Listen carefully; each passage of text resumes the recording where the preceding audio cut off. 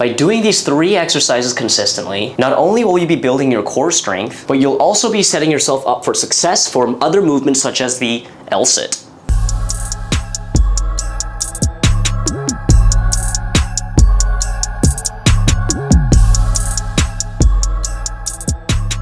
What's going on, guys? Welcome back to another video. Today I'll be going over 3 core exercises that will benefit you as a beginner in calisthenics. Having a strong core is an absolute must if you want to start your calisthenics journey. And not even just calisthenics, but having a strong core is beneficial to activities of daily life in general. Me standing like this requires core stability to be able to stand upright. If I didn't have any core strength, I would just fall like this. Now, before we get started, I do want to clarify some terms that I'll be using throughout the video. And the first one I want to clear up for you guys is what the term bracing your core means. We hear this term all the time in lifting, in doing exercises, whatever it may be. To keep it simple for you guys, basically all I want you to think about is imagine you're just standing still and you see someone about to punch you and you can't dodge it, you can't block it, you have to take the punch, right? You are going to be tightening up your stomach to brace for that impact. Or if you don't, that punch is gonna hurt pretty bad. So flexing your abs, bracing your core, and taking that punch so that it takes the load off as much as possible. What also helps a lot while flexing your core and bracing is also squeezing the butt. When you squeeze your butt, you have this nice, rigid, solid core that helps maintain your pelvis in line. And that's gonna be very, very important for all of the exercises that we're gonna be doing today. And no, this is not going to be one of those get abs in 30 days type videos. I'm just showing you 3 really effective exercises that will help you develop the core strength to continue along in your calisthenics journey. This is more function versus visual. So let's get started. Now, in order for these workouts to be effective for calisthenics, we're gonna be doing both something called dynamic and static exercises. All dynamic means is moving,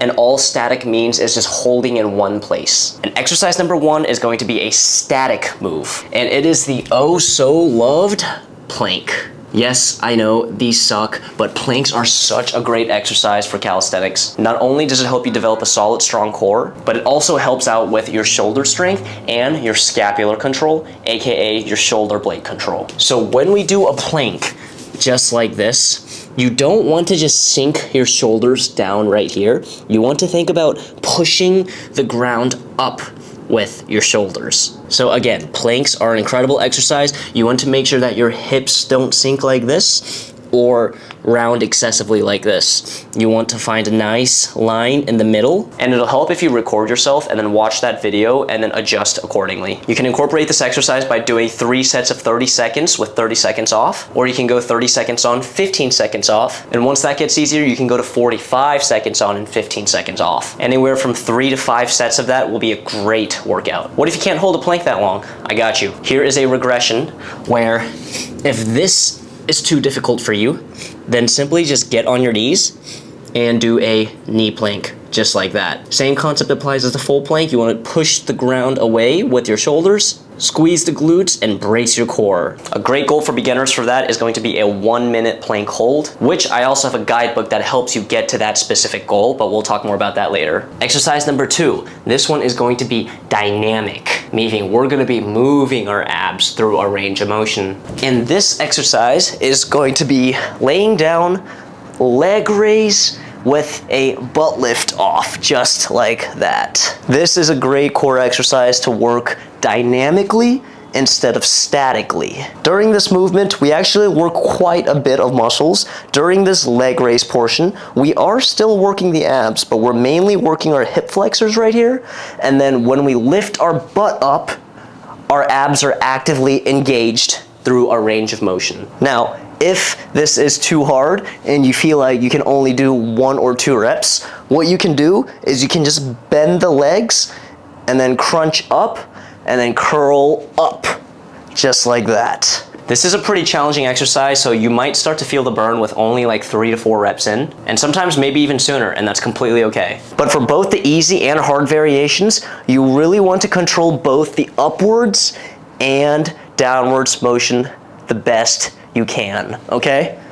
Not rushing the reps, nice and controlled. Calisthenics is mastering our own body, and by controlling the entire range of motion, we are getting closer to actually mastering our own body weights. A good goal for this exercise is to try and do 3 sets of 8 to 10 repetitions with about a 30 to 60 second break in between sets. Now, the third and final core exercise I want to show you guys today is going to include both a dynamic and static portion of the movement. It is called dead bugs. Now, to perform this movement, we're going to be on our backs once again. You're going to bring both of your legs up like this in a 90-degree angle and your arms up in the sky just like this. Now, with your right arm and your left leg, so opposite arm, opposite leg, you are going to bring it out, control, bring it back in, and then switch, bring it back in.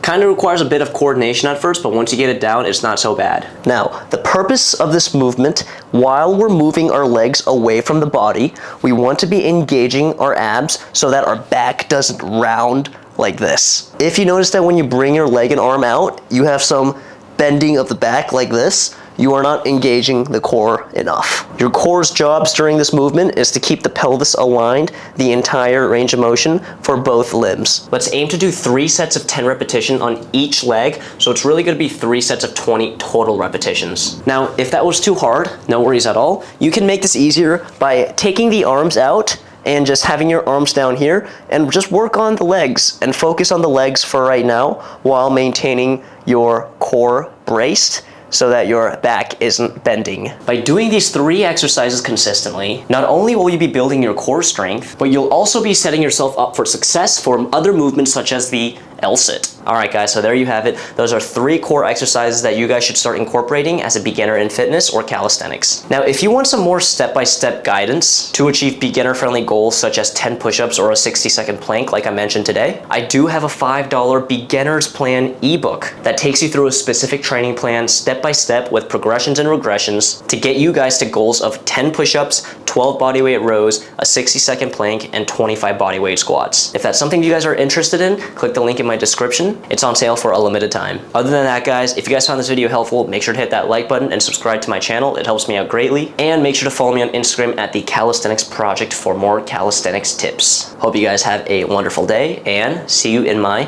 other videos. Peace out.